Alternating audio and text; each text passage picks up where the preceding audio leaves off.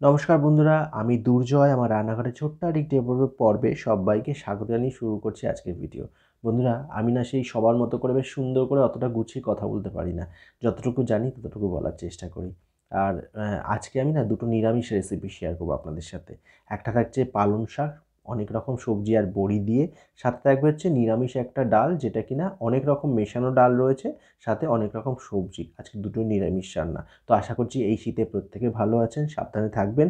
তো চলুন আজকে রান্নাগুলো শুরু করা যাক। আমি নিরামিষ যে সবজি ডাল করব তার জন্য অনেক রকমের ডাল মেশানো কিনতেই পাওয়া যায় বাজারে। আমি এক প্যাকেট 1 কেজির মতো নিয়ে এসেছিলাম। তো সেটাই কিছুটা নিয়ে নিলাম। আর এখানে সবজির মধ্যে শীতকালীন যে সবজি আপনারা সেগুলো ব্যবহার করতে পারেন, আমি সেগুলো এখানে দিয়ে দিয়েছি।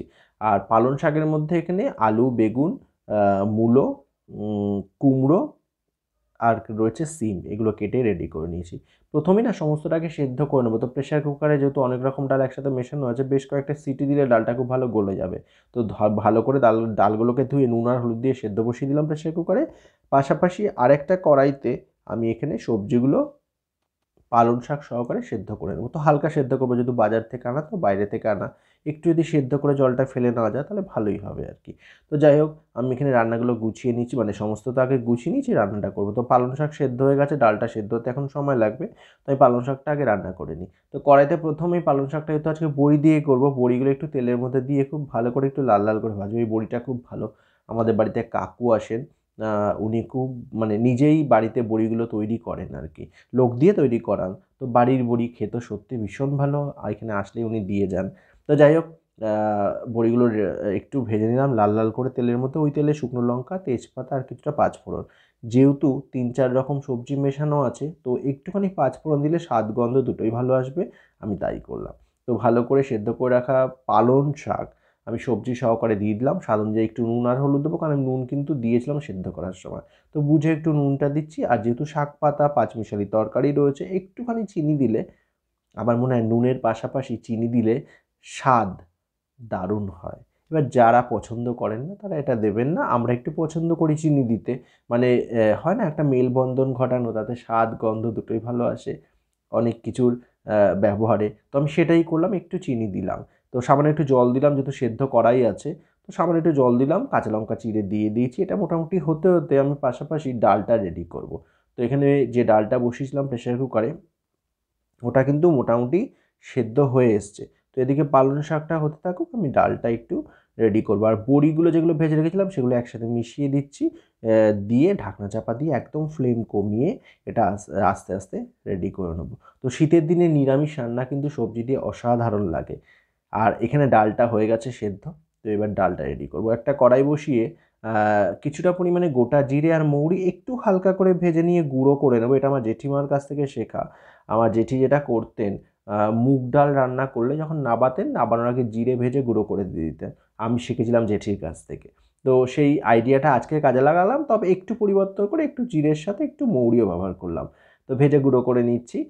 কড়াইতে তেল দিয়ে শুকনো লঙ্কা, কিছুটা জিরে ফোড়ন আর তেজপাতা দিলাম দুটো, দিয়ে ফোড়নটা একটু ভেজে নিয়ে সবজিগুলো একে একে দিচ্ছি। আজকে টমেটো, গাজর, ক্যাপসিকাম, কিছুটা পরিমাণে কড়াইশুঁটি, ফুলকপি আর মূলো। তবে একটা জিনিস আজকে খুব খারাপ লেগেছে আমার, সেটা হচ্ছে বাজার থেকে মূলো নিয়ে এসেছিলাম, মূলোটা খুব একটা ভালো ছিল না। সে শক্ত হয় না, শাল শাল মতো হয়ে যায়, তেমন হয়ে গেছিলো মূলোটা। তো এটা আমার ভুল যে আমি দেখে আনিনি, তাড়াহুড়ো করে নিয়ে চলে এসেছি। তো যাই হোক, রান্নাটা ভালোই হয়েছিলো, রান্নাটা খারাপ হয়নি, কিন্তু মূলোটা আমার আজকে একদম ভালো লাগেনি। তো সমস্ত সবজিগুলো একটু হালকা করে নুন আর হলুদ দিয়ে ভেজে নেব। ভেজে নেওয়ার পরে যে ডালগুলো সিদ্ধ করেছিলাম সেই ডালটা এখানে দেবো। বন্ধুরা, বাড়িতে কিন্তু আপনারা যেটা করতে পারেন, মুগ, মুসুরি, ছোলার ডাল, মটর ডাল, যত রকম ডাল আছে সব অল্প অল্প করে নিয়ে যদি নিজেরাও রান্না করে মিশিয়ে মিশিয়ে রান্না করেন, সেটা কিন্তু ভালো লাগে খেতে। সেখানে তার আছে মশলাপাতির কোনো বিষয় নেই, মশলাপাতিবিহীন রান্না হচ্ছে, খুব সুন্দর। কম মশলাপাতিতে, কম তেলে, কম উপকরণ লাগছে, কম সময় লাগছে, আর তাতে এত সুস্বাদু রান্না হয়ে যাচ্ছে। তাহলে বলুন নিরামিষের কি মহিমা।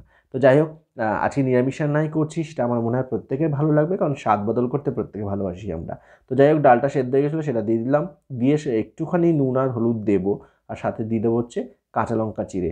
আর আগে বললাম সবজি জিনিসই ব্যবহার করলে একটু চিনি দিলে ভালো লাগে, আর যেহেতু মানে 3-4 রকমের ডাল রয়েছে, আমি একটু চিনি দিলাম। দিয়ে একটু বেশ নাড়িয়ে চাড়িয়ে নিচ্ছি, আর কাঁচা আদা ঘষে দিচ্ছি ওপর থেকে। আদার যে স্বাদ সেটা একটু মুখে পড়লে বেশ ভালো লাগবে।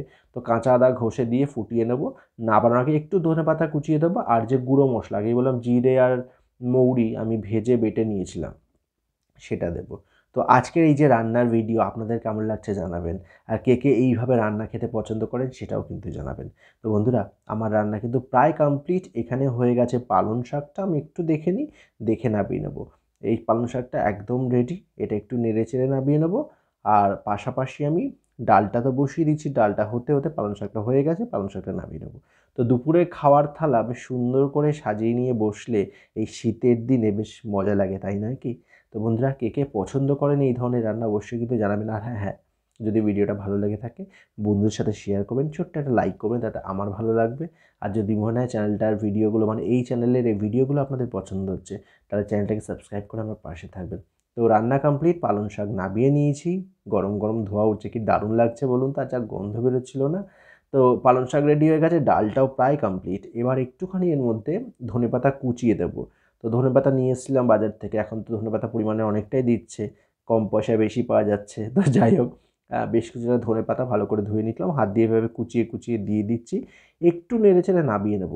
তারপরে বাটিতে ডালটা ঢালার পর আমি যে ভাজা মশলা রেডি করেছি আমার মতন করে, সেটা উপর থেকে ছিটিয়ে দেবো। সেই ভাজা মশলার গন্ধ আর স্বাদ, ডালটা তো এমনি ভালো লাগবে, তার মধ্যে ধনেপাতা দেওয়া, শীতকাল বলে কথা। তো এই রান্নাটা একদম রেডি বন্ধুরা, কড়াই থেকে বাটিতে নামালাম। এবার একটুখানি উপর থেকে ভাজা মশলাটা ছড়িয়ে দেবো। তো বন্ধুরা, আজকের রান্না কিন্তু আমি এখানেই শেষ করছি। দেখা যাচ্ছে খুব তাড়াতাড়ি নতুন পর্বে বেশ কিছু নতুন রান্না নিয়ে। নতুন রান্না মানে আমি যা রান্না করি সেটাই আমি আপনাদের সাথে শেয়ার করি। ভালো থাকবেন, সুস্থ থাকবেন, আজ এটুকুই। টাটা।